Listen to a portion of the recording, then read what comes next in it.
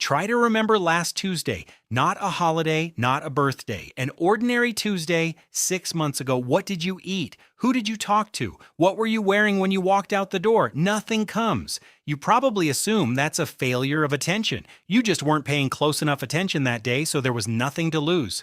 But here's the unsettling part. You were paying attention. Your brain built that memory in real time, the same way it's building one right now watching this, and then within hours, something in your skull made a decision. It chose to destroy most of it, on purpose.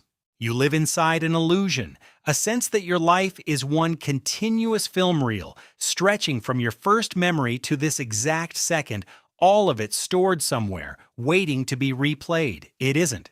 Most of the hours you've ever lived are already gone, not faded, not misplaced, deleted, by a process running inside you right now, one you have no control over and almost no awareness of. This isn't a flaw in your memory, it's the whole point of it.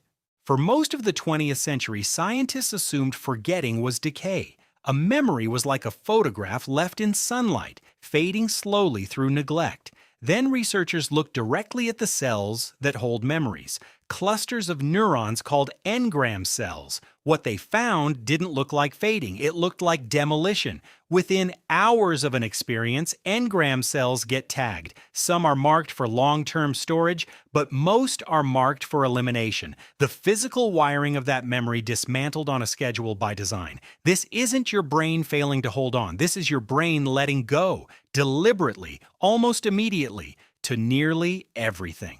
But here's what's fascinating. If forgetting were just decay, it should be even. Old memories fading uniformly, like a photograph losing color across its whole surface. That's not what happens. You can probably recall, in humiliating detail, an argument from 8 years ago. The exact words, where you were standing, the tone in someone's voice.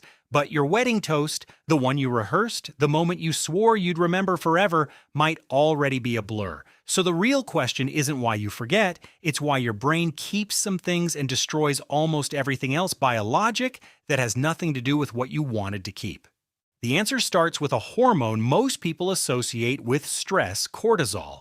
When something carries strong emotional charge, danger, humiliation, fear, your amygdala flags it as significant. That flag changes how the hippocampus treats it during consolidation, the nightly process that decides what becomes long-term memory. Your wedding toast didn't get that flag. In the moment, your brain read it as pleasant. Pleasant doesn't get prioritized. Pleasant gets pruned.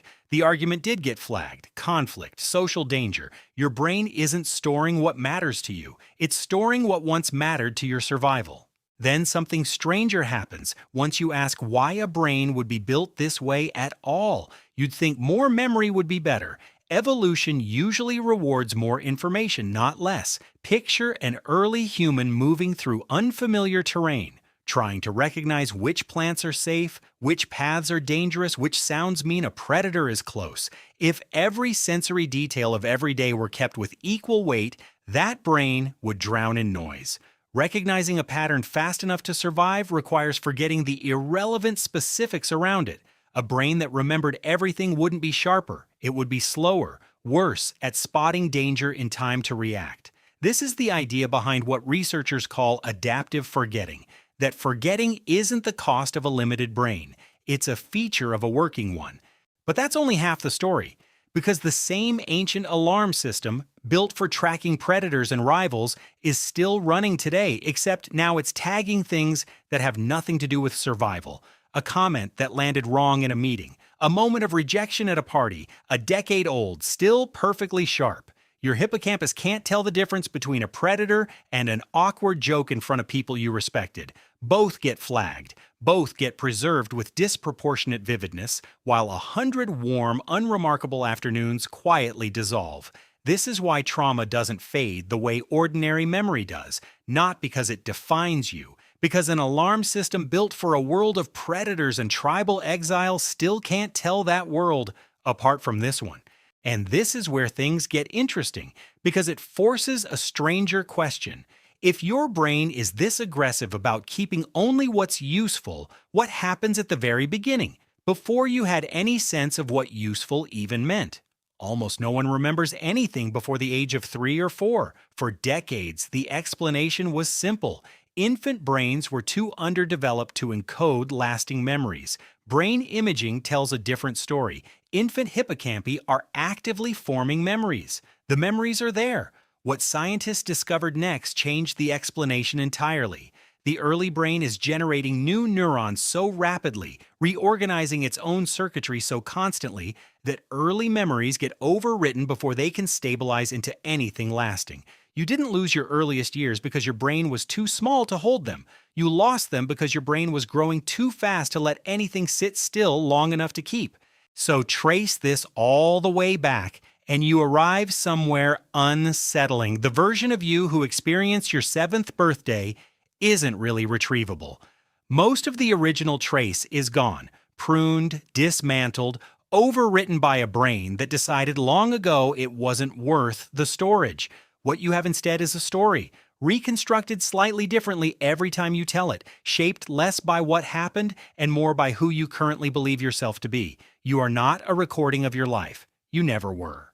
There's a strange comfort hiding inside this if you sit with it long enough. You're not your past, preserved. You're not a vault, slowly leaking.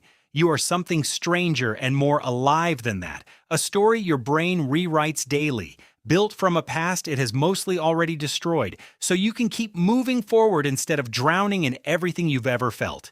That sounds like loss. In a way it is, but a creature that remembered everything with equal weight forever wouldn't be sharper.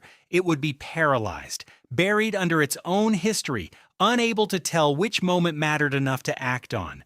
Forgetting isn't your brain failing you. It's the quiet, constant editing that makes a single coherent self possible at all. Somewhere right now, this exact moment, what you're noticing, this sentence, is already being sorted. Some fragment will last. Almost all of it won't. You don't get to choose which. And by tonight, some part of today will already be gone, deleted before you even realized it mattered. That's not a malfunction. That's just what it costs to keep becoming someone, instead of simply accumulating everyone you've ever been.